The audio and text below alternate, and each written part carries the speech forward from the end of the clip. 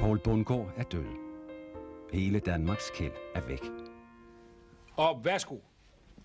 Det skete præcis midtvejs i optagelserne til den 14. Olsen-banden-film, som mange havde set frem til.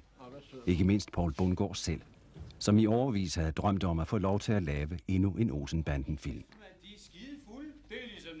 Han fik lov, og det så meget lovende ud. Men der manglede 5 ugers optagelser til Olsen-bandens sidste stik, da Poul Bundgaard pludselig døde.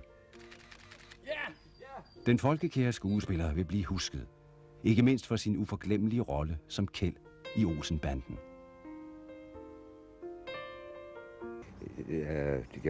Det var et chok, da nyheden kom. Og der er jo sket det, vi havde frygtet, lige fra vi startede, for han havde jo ikke haft det godt. Vi så ham, han var med i en reklamefilm for 2 år siden, og så fik han det absolut bedre, men han var jo stærkt svækket alligevel. Så derfor tog vi også meget hensyn til ham. Vi havde sågar engageret en sygeplejerske, som skulle passe på, og som kunne aflæse de signaler, som skuespillerne kom med, hvis de overskred en vis grænse. For det skuespillere, som er på, de er jo så professionelle, de er jo artister, så de har jo næsten ingen grænser. De sætter ingen grænser for sig selv. De vil jo helst blive ved. De signaler, vi fik dagligt, de var foruroligende gode og opmuntrende, og alle var meget glade for historien og for spillet og for det, der kom i kassen, og de var foruroligende glade for det. De gik og bankede under bordet hele tiden. Men der var ingen, der havde drømt om, at det var det her chok, man skulle have. Ja, til fordækningen for at tage lyden fra braget. Braget? Skal vi sprænge? Kun pengeskabet. Bare lidt nitroglycerin. Jeg er noget stående i Harrys gamle kælder. Det er ikke noget særligt. Skal vi sprænge, så tør jeg ikke. Det er alt for farligt. Dog op, Kjeld. Det er bare et lille bitte knald. Jeg vil ikke. Jeg tør ikke. Jeg husker tydeligt. Så vil jeg hellere fortælle Ruth det er alt sammen. Ja. Han havde nogle evner. Han havde fået nogle evner af vor herre. Ikke? Han havde fået en stemme og en krop og et sind. Og han var en gudbenået fortæller og underholder. Han var selskabets midtpunkt, og det elskede han. Og det var han. Der stod der var en nimbus om ham og en udstråling. Det var aldrig. Man kunne ikke undgå at mærke, når han var der, selvom man ikke havde set ham endnu.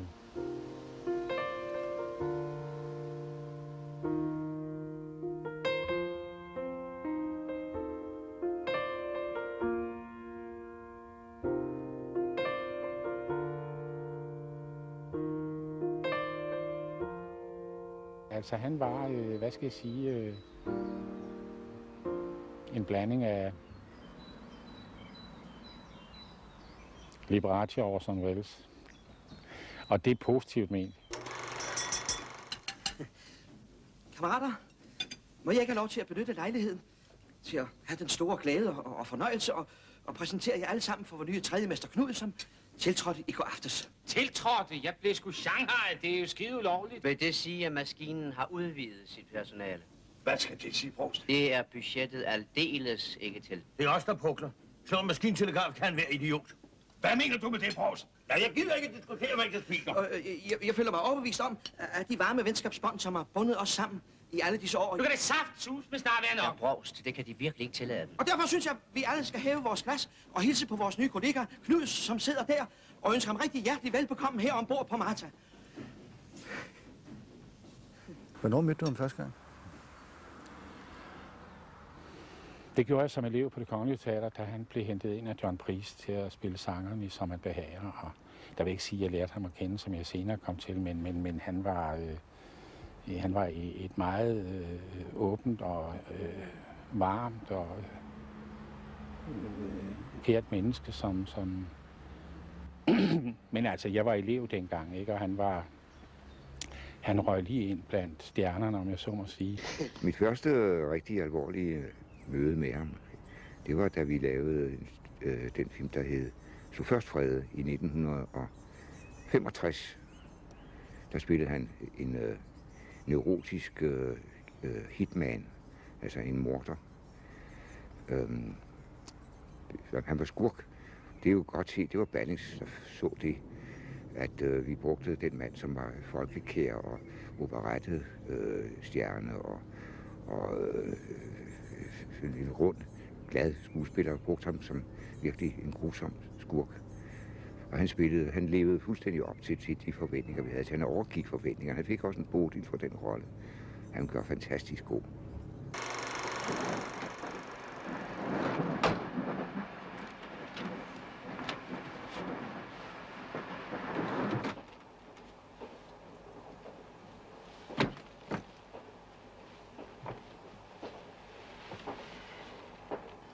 My name is Fred Hansen. Nice to meet you. Oh, sorry. It's all right. Colleague. Oh. Nice weather, yes. Yes, very.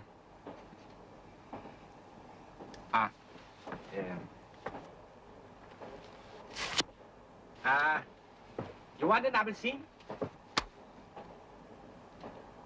Oh, that's very smart. En gang ringede Balling til mig for mange år siden, det var 1967.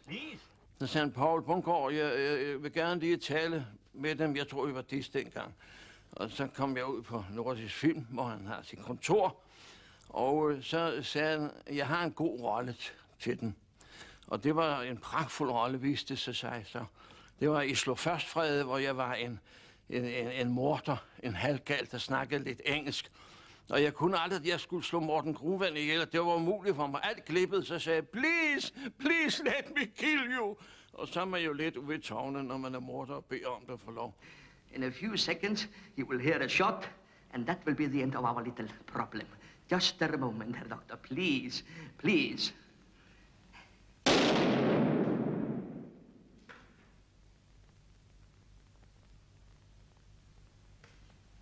Oh, no. No. Please. Please. No, it can't be true. It must be a mistake. Don't do that. You can't do that to me. Oh, no. Oh, no. Oh, no, don't leave. You cannot, please. Herr Doctor will not. I must kill you, please. Oh, no. Oh, no. Don't leave, please. Please, let me kill you. Please, let me kill you. Please, let me kill you. Man så en helt anden side af ham som skuespiller i filmen Hærværk. Ja, det tør man nok sige. Men det var en mesterlig præstation og pragtfuld.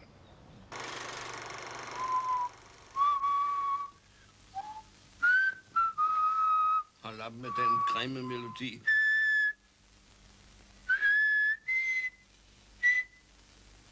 Jeg kan blive så ophidset. Hvad for en melodi? Ja, bevares. Det aner ikke engang, hvor det fløjter.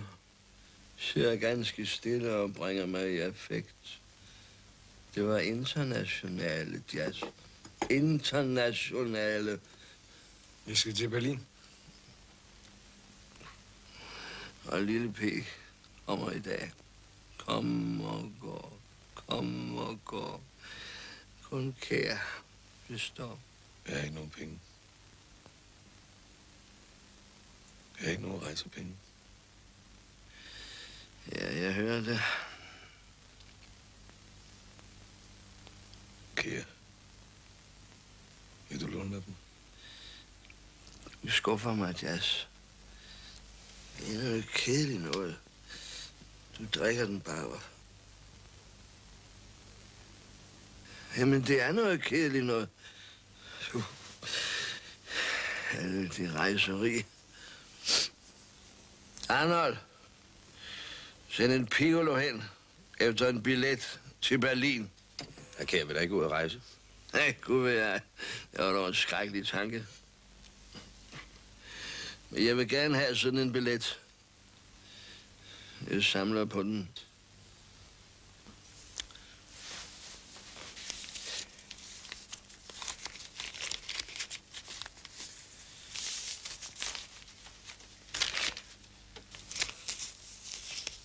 Hvad er det nu? Jeg skal lige se dem. Jeg skal bare lige se dem. Det kunne være, at de var falske. Er du vanvittig? Er du skrubhamrende gal? Begynder du at blive blødjazz? Jeg skal bare se pengene. Jeg skal bare se pengene.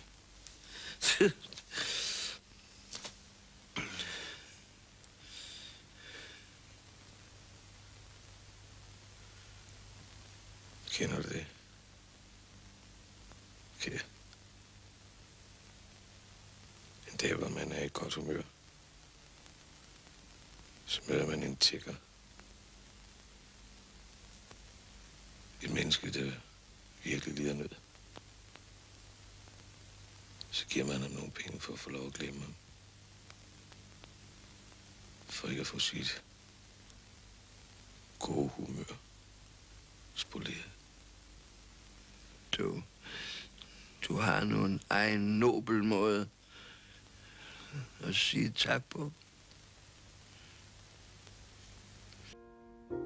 I 1980 valgte Poul Bundgaard at stoppe teaterkarrieren. Han havde fået sceneskræk. Jeg har jo altid troet, at det var bare noget, man gjorde og kunne, ikke? Det er da klart. Synge, ja, det kan da være idiot at spille komedie. Det er der ikke noget at tale om, vel? Men så pludselig, ja, så kommer det altså. Og det var meget, meget svært for mig. Og jeg følte mig svigtet sådan set. At det, jeg har troet mest på altid, jeg har ikke engang troet, jeg vidste, jeg havde. Det er noget, man har. Ja, det er det ikke. Det er noget, man kan miste. Og det gjorde ondt. Det må jeg indrømme. Da jeg første gang mærkede, at jeg ikke rigtig kunne huske mere. Og det kunne man så begynde, og så begyndte det på den måde. Men så, da det så efterhånden tog overhånd, så jeg vågnede om morgenen, frygtelige mavesmerter af angst. Angst. Dårlig, koldsveder. Jeg har aldrig været helt let at omgås, men jeg var fandme ikke let efterhånden, da jeg begyndte der at få det dårligt. Nej, jeg kunne godt hade mig selv, og det var, hvorfor skaver man så? Hvorfor har man ondt? Det er, fordi man opdager, at det, man har klynget sig til, det er væk. Det er ved at smuldre. Så bliver man meget lille. Meget lille.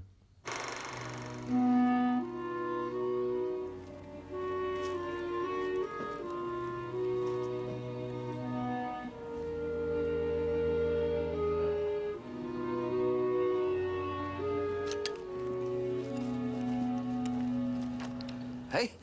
Nå, der er du. Du kan godt spare dig. Der er ikke noget at gøre. Vil vi ikke slet ikke giftes? Jo, måske. Så kan vi jo bare gå på rådhuset. Jeg gider ikke alt det på styr. Det betyder meget for din mor. Og hvad så? Ja, så. Jeg vil gerne tale med dig. Okay. Tak.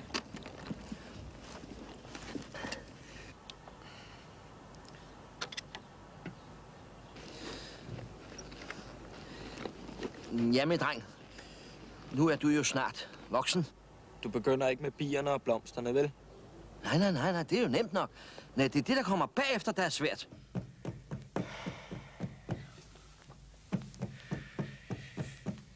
Forstår du, min dreng? Kvinder er ikke, som du tror. De er ikke engang, som de selv tror. Navnlig ikke, når det er blevet gift. Så er det begynder at blive svært. Forstår du? Man kan ikke tale med den sådan almindelig, som du og jeg nu sidder og taler. Nej, det er ligesom om, de slet ikke kan høre, hvad man siger. Og det kan ikke nytte noget, at du prøver på at forstå, hvad de siger. For det har ikke noget med forstand at gøre. Jamen, det er noget andet med Fie. Hå? Ja, måske, ja. Hun er dejlig. Ja. Og smuk. Ja. Fie er god nok. Ja, hun er god nok. Og ved du hvad? Nej. Det er din mor også. Din mor, hun er god nok. Hun er dejlig. Hun er smuk. Hun er ubegribelig. Hun får altid ret. Altid. Men man skal bare gøre, som hun siger. Altid. Vil det sige, at hvis der ikke bliver noget bryllup, så går det ud over dig? En skal det gå ud over. Jeg er jo den nærmeste. Jeg skal nok. Tak, Børge. Poul Bundgaard er et af de mennesker, hvis billeder fylder mest i bladenes arkiver. Ja, det her det er, hvad der er til års på Se og Hør, efter bladet har lavet mindesider og mindealbum til det kommende nummer. Og sådan har man haft det på alle redaktioner i Danmark i de sidste dage efter Poul Bundgaards død. Har man været i gang med at finde billeder og haft et svært arbejde med at finde, hvad man skal bruge af det vel her. Han har haft en masse roller. Han har optrådt i film, på teater, i tv, har sunget, har stillet op til alt muligt. Der er et væld af billeder. Her er sort-hvide billeder, herovre ligger lige så mange eller endnu flere farvebilleder i Dias, som vi ikke kan vise her. Men her er et af de første billeder, man har fundet af Poul Bundgaard, hvor han som lille knægt jo var i gang med at spille og synge. Og det blev han så brugskomi og blev så heldigvis fundet og kom på teateret, og vi har haft glæde af ham i mange, mange generationer. Her er med sin gode ven Preben Kaas, som de lavede jo vel og klædte hinanden. Og gode venner privat, men på film var det jo kunne man mærke, at der var elektricitet mellem dem, og også krudt og kugler. Grete Thordal, som han jo havde sin første genbrud sammen med i operetterne. Han, der er her fra hans 75-års fødselsdag, kan jeg se, med Bands, som jo lider nu. Og det gør vi jo alle sammen over den sidste Olsen-bandefilm kom for sent i gang. De nåede desværre kun halvvejs. Her er han med sin dejlige Kirsten, som er de senere år har været med til bogstaveligt talt at holde ham i live. Hans datter holdt sådan en smuk tale til hans 75-års fødselsdag, hvor jeg havde den fornøjelse at være med. Og hun talte om, at hun syntes, det var så dejligt, at hun var glad for sig selv. Hun var glad for at have en far, som var glad for sig selv og sin familie og for sit liv. Men det var også hans ambition, ikke? Det var det, hans investering gik ud på. Og det brugte han alle sine kræfter på. Egon, har nu taget røren på dig igen? Tig stille! Jeg bliver overmandet og muret inde, ikke? Vil det sige, at det hele har været forgæves? Nej, det har ikke været forgæves. I skulle bare have set baronens ansigt af den hollandske herre, smadrede vasen for hans fødder. I skulle bare have set, at det var en stor oplevelse, et øjeblik af overordentlig skønhed. Hvad så med Børge og Fie? Hvad med brylluppet? Hvad med fremtiden og alting? Hvad med Yvonne? Jeg siger, at vi har en plan. Og hvad går den så ud på? Et stor oplevelse? Et øjeblik af overordentlig skønhed? Så Kjeld. Og ellers bare røv i måneskin? Er der nogen, der kan leve af det? Om at være fri. Hvad skal I sige til Yvonne? Så er det nok. Bliv mig fra livet med Yvonne. Bliv mig fra livet med hele dit latterlige, lille, småborgerlige cirkus. For herre bevares. Ingenting kan I. Din søn kan ikke komme sammen med nogen pige, uden hun bliver gravid. Ingen gang det kan I finde ud af. Fy, skam dig.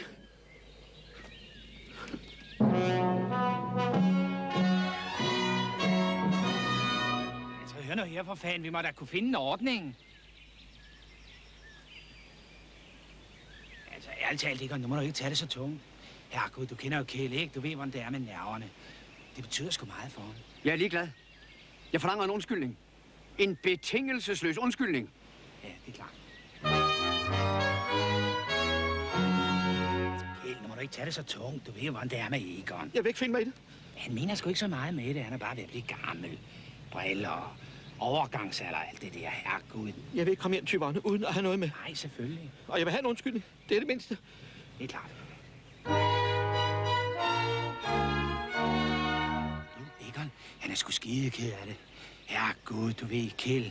Han er jo kun en lille borger. Han har jo ikke dit format. Vil han give mig en undskyldning? Han er skide ræd for at komme hjem til Yvonne. Så sagde jeg også, Egon har en plan. Selvfølgelig. Men kun hvis jeg får en undskyldning. Det var også det, jeg sagde. Altså, Kjeld, Egon er skide ked af det. Han er helt ude af den. Hans plan er god nok. Er du sikker på det? Du kender jo Egon ikke.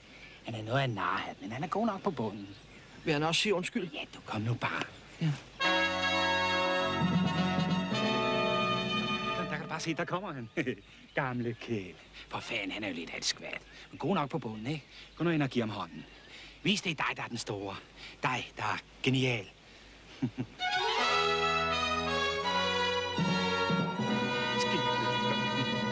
Så følger vi bare Egons plan. Da optagelserne gik i gang i april måned, fandt de 3 skuespillere hinanden fra starten. Og det gik efter planen med optagelserne til den uigenkaldelige sidste film. Med instruktøren Tom Hedegaard i spidsen og Erik Balling som konsulent, var det en familie, der fandt sammen igen efter 18 års adskillelse. Olsenbandens 14. og sidste stik var i støbeskeen. Det var som om, vi lige var holdt op, og atmosfæren var der med det samme.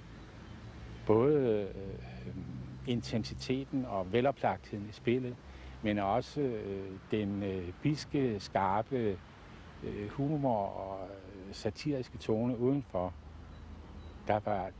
Og Poul, han var jo altså, han så alt. Det følgende klip fra filmen er fra en af Poul Bundgaards første arbejdsdage på optagelserne. Men da klippet ikke på nogen måde har været bearbejdet, må det kun betragtes som udkastet til en scene.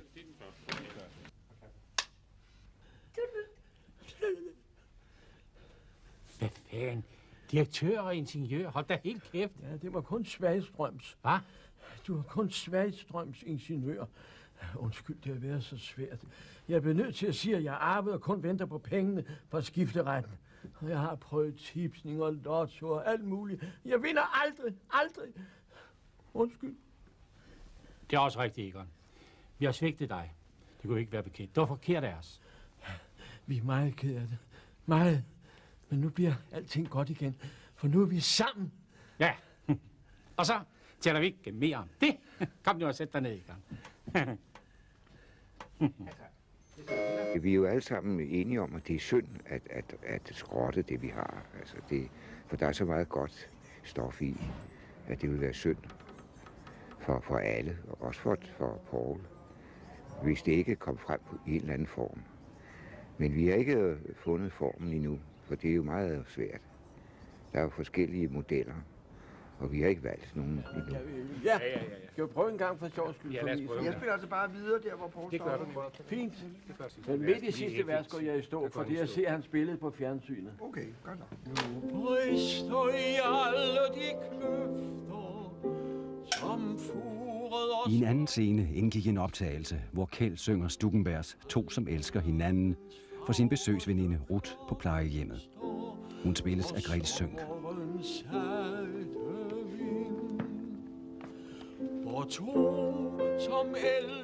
Inden scenen blev filmet, skulle musikken og sangen optages. Og det foregik selvfølgelig med filmenes egen komponist, Ben Fabricius Bjerre, ved klaveret. Blothed at se, og der holder jeg op. Nu brister jeg alle de kløfter, som furede og sprængte mit sind. Alverdens farverste blomster fra sommerens salte vind. Det er første vers. Okay. Ja. Vi skal på en eller anden måde have 4 forslag, eller hvad den går i. Køre. 1, 2.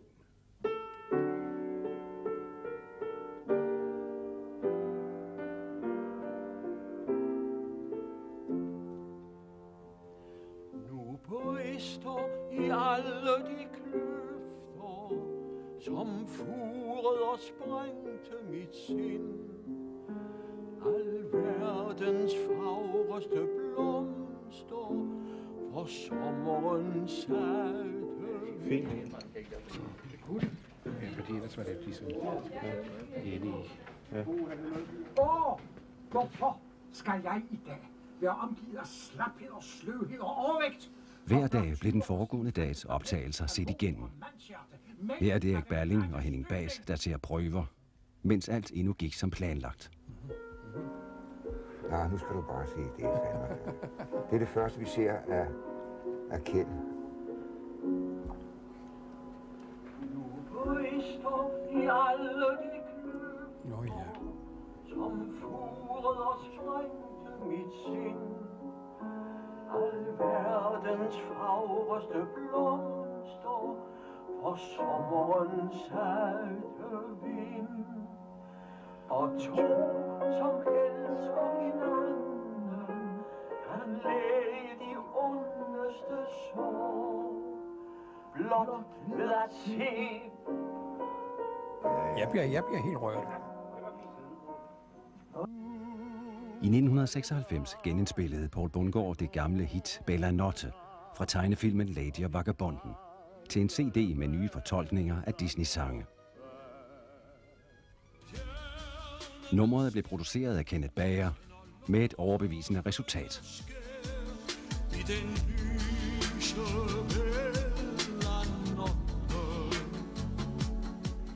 Det eneste, der var svært for mig rigtigt, det var den her nye rytme jo. Det var jo fantastisk. Det lød mærkeligt i mine ører. Til sidst så kunne jeg slet ikke rundt med det. Det var det var skønt. 1, 2, 3.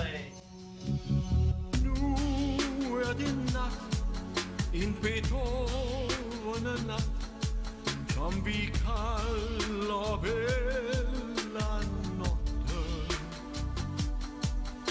Stjernerne skær, tænder lokkende skær i den lyse Bella Notte. Syng den sang, som du elsker. Du finder drømmene der. I natten faldt et stjerneskud.